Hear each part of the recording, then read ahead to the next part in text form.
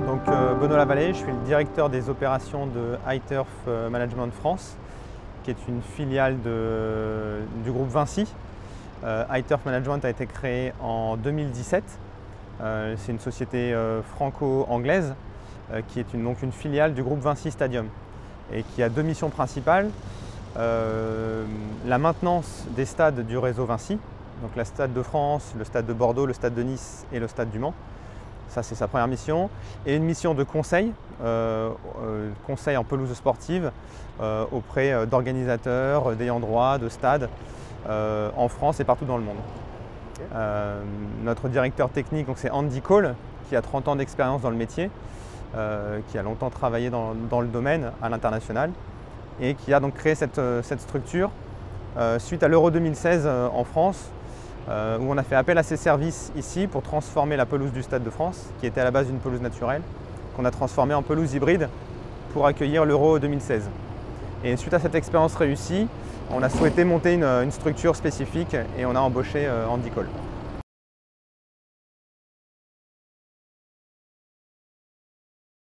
Donc chez iTurf, on emploie aujourd'hui une douzaine de salariés, à la fois sur la maintenance et sur les missions de conseil, qui sont répartis dans les différents stades, aussi les supports administratifs et les missions de conseil à l'international.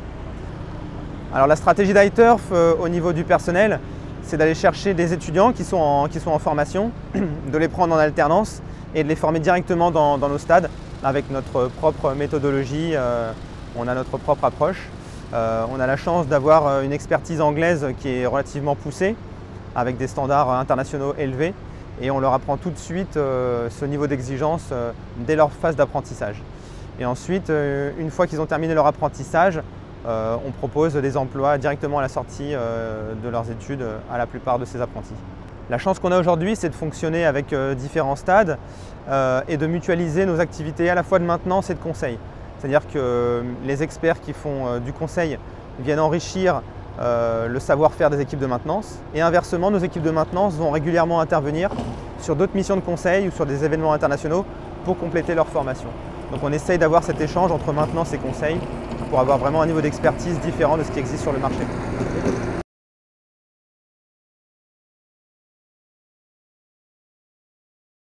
Alors sur les missions de conseil, on intervient sur tous les terrains sportifs engazonnés, que ce soit les terrains de golf, de tennis, de football ou de rugby, et tout type de revêtements, naturel, hybride, voire même du synthétique.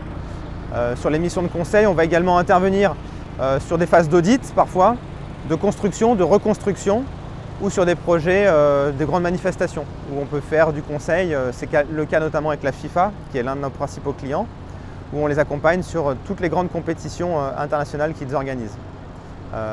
On vient en amont de la compétition faire un audit de leur stade et on accompagne ensuite les équipes locales.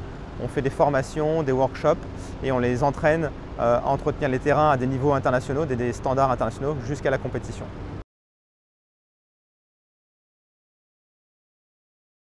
Donc iTurf est une jeune société, on n'a que quelques années d'existence, à peine 5 ans. On arrive humblement sur le marché, c'était vraiment pour répondre à des besoins internes du côté des stades de Vinci et cette capacité de vouloir reprendre en direct un métier et comprendre ce qui se passait. La pelouse, c'est le principal actif de nos stades, on voulait vraiment avoir la main dessus, d'où la création d'iTurf. Maintenant, on n'a pas de vocation à forcément s'étendre sur le marché français, ponctuellement avec des missions de conseil, mais pas nécessairement sur des missions de maintenance. Alors c'est d'autres missions de conseil à l'international. Aujourd'hui on a la FIFA comme client. L'ambition c'est clairement d'essayer d'apporter une plus-value aussi sur les grandes compétitions qui vont avoir lieu en France. La Coupe du Monde de rugby, les Jeux Olympiques de 2024. On espère que d'ici là nos équipes auront grossi et qu'on pourra faire bénéficier de notre expertise sur ces deux grands événements internationaux. Voilà, c'est clairement l'ambition.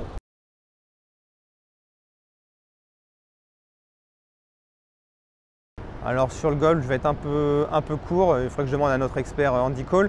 On a plutôt une expérience à l'international à la base, d'abord sur le marché anglophone et ensuite sur des grandes compétitions internationales, depuis la Coupe du Monde de football au Brésil jusqu'à la dernière en Russie. Et en France, on a participé aux côtés de la FIFA à la Coupe du Monde féminine en 2019, où on était en charge de l'ensemble des terrains d'entraînement et également terrain des compétitions. Alors l'activité de conseil en France, elle est plus récente puisque notre expertise, elle était plutôt côté anglais. Néanmoins, on a développé l'activité en France. On a travaillé avec par exemple le Stade français en rugby où on a fait un audit de leurs différents terrains avant qu'ils entreprennent les travaux. En football, on a travaillé avec le club de Reims que l'on accompagne sur ces différents terrains, le stade et le site d'entraînement.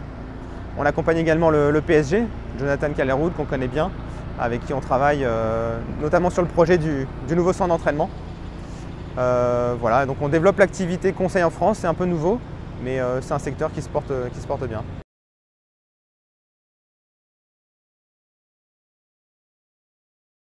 Alors là, on se concentre en France plutôt sur les stades de notre réseau. Donc comme je vous l'ai dit, l'activité a démarré en 2017 avec le Stade de France. Ensuite, petit à petit, on a repris la main sur les stades que l'on gérait en propre. Donc d'abord le Stade du Mans, ensuite le Stade de Bordeaux. Et cette année, on va commencer à reprendre le Stade de Nice avec une exploitation commune avec Parquet Sport. À terme, on a vraiment vocation à gérer en propre l'ensemble de nos stades du réseau.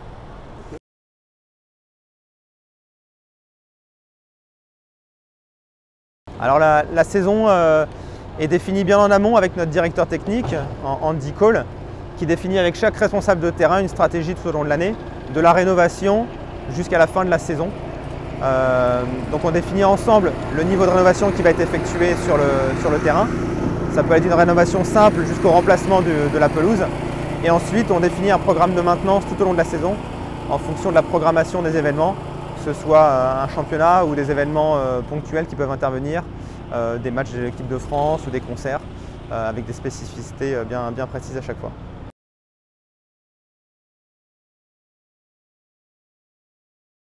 Alors moi j'ai la chance, en plus de mes missions pour iTurf, d'être en charge de la programmation des événements sportifs du Stade de France. Donc je gère au quotidien les relations avec les organisateurs sportifs, que ce soit la Fédération française de football, la Fédération française de rugby ou la Ligue nationale de rugby pour la finale de demain.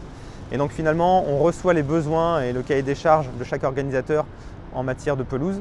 Et ensuite, c'est iTurf qui intervient en tant que prestataire pour mettre le terrain aux normes souhaitées par l'organisateur, avec des niveaux différents de hauteur de tonte, de dureté et des exigences différentes d'une rencontre à l'autre.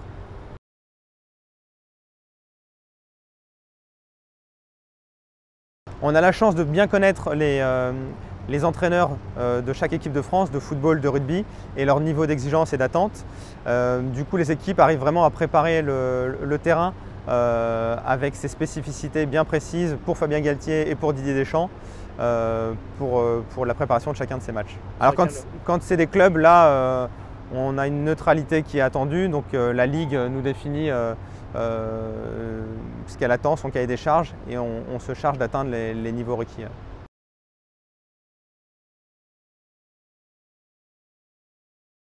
Alors sur la finale du top 14, on échange très en amont avec la Ligue nationale de rugby qui nous donne ses objectifs en termes d'atteinte technique.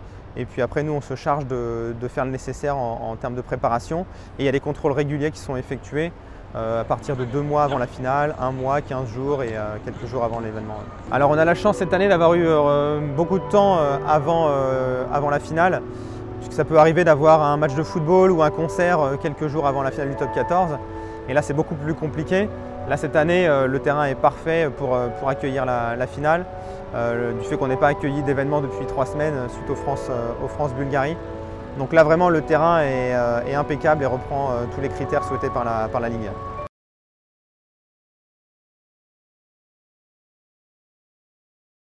Je crois qu'ils sont contents de venir au Stade de France. Voilà, on sert aussi d'exemple pour leurs autres stades, pour le championnat.